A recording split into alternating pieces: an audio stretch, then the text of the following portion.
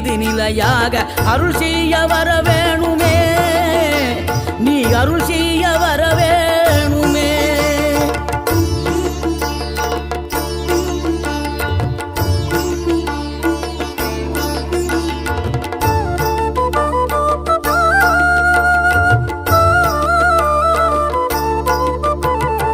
இகழ்தலையும் புகழ்தலையும் ஒரு முகமாய் கருதும்படி செவி உரைத்த முத்துக்குமரன், நீ வறுமையையும் வளமையையும் சமநிலையாய் உணரும்படி மதி கொடுத்த செல்